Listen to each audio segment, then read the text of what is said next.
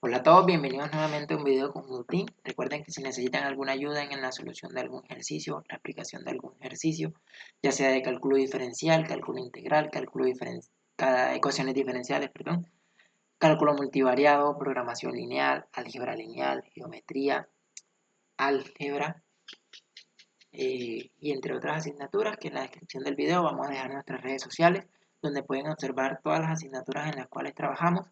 Y si necesitan alguna ayuda, pues se pueden comunicar con nosotros por ese medio. Ahí tendremos toda nuestra información.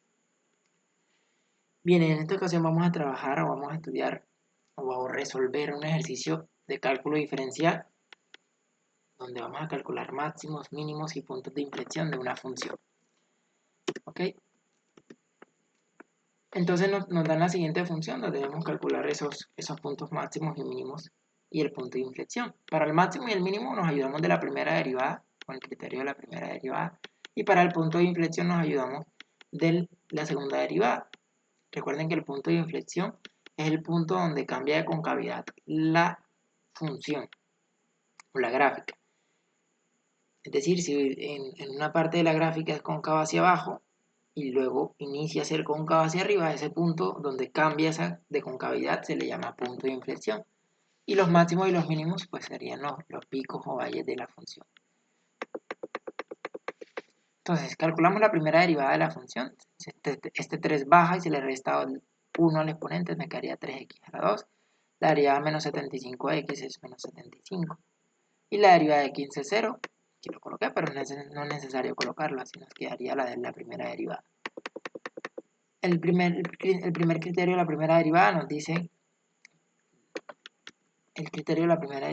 que igualamos la derivada a 0 y encontramos los valores de x para que la primera derivada de 0. ¿Por qué? Vamos a explicarlo. Vamos aquí a ingresar la gráfica.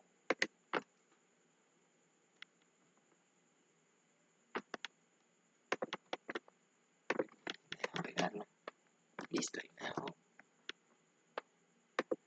Bueno, un poquito grande la gráfica. Vamos aquí a cambiar la escala.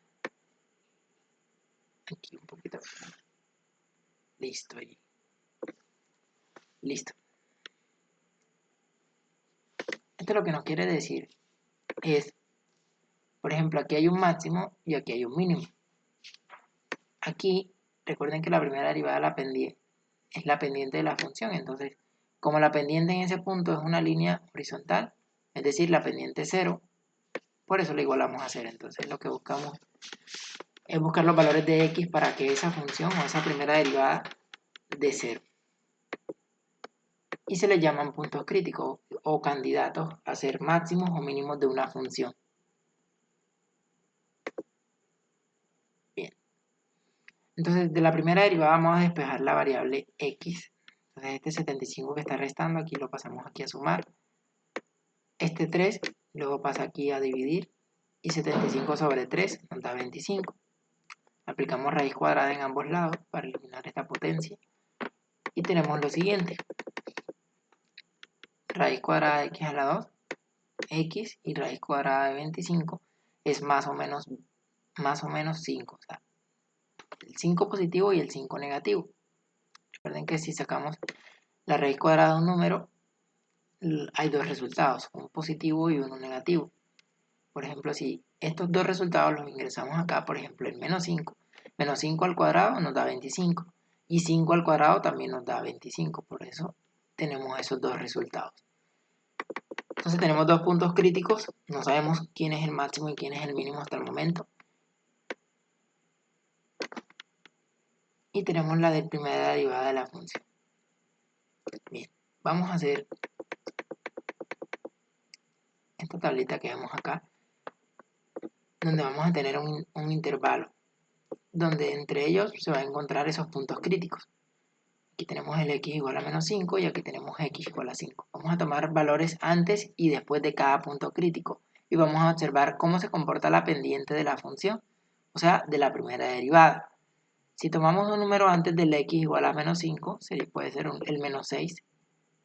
Un número después del x igual a menos 5 puede ser el 0. La idea es tomar un número que se nos facilite el cálculo. Y un número antes del x igual a 5 nos sirve también el x igual a 0. Y después del x igual a 5, el x igual a 6. Esos números los vamos a evaluar en la primera derivada. Entonces, tenemos aquí la primera derivada evaluada en menos 6. Nos da un resultado de más 33. Nos interesa solamente el signo del resultado. El valor no nos interesa. Porque el signo nos indica si la pendiente crece o decrece. O es positiva o es negativa. Si la función es positiva, si el resultado es positivo, me quiere decir que la pendiente es creciente. Si es negativo, nos quiere decir que es decreciente. Por ejemplo, aquí, al evaluar 0 en la función, en la primera derivada, nos da que es menos 75. Entonces, en ese punto la función decrece. Y para x igual a 6, la función crece. Entonces, si la función crece, llega al punto crítico y luego decrece, entonces me indica que hay un máximo. Crece y luego decrece, o sea, sube y después baja, me indica que hay un máximo. Y si decrece y luego crece, o sea, si baja y luego sube, me indica que hay un mínimo.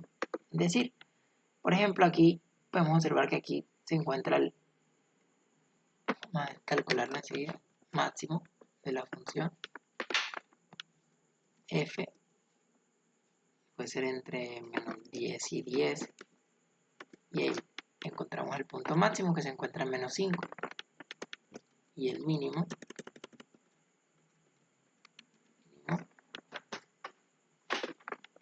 de la función f entre menos 10 y 10. Y ahí encontramos el mínimo, ¿ok? Entonces, por ejemplo, antes del menos 5, recuerden que aquí está el menos 5, la función crece y luego decrece. Y como crece y luego decrece, hay un máximo en ese punto.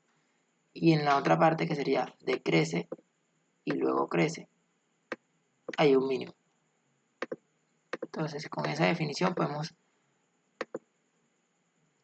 saber qué punto es máximo y qué punto es mínimo. Entonces, como aquí crece y luego decrece, en x igual a 5, en x igual a menos 5 hay un máximo. Y luego decrece y crece, entonces en x igual a 5 hay un mínimo.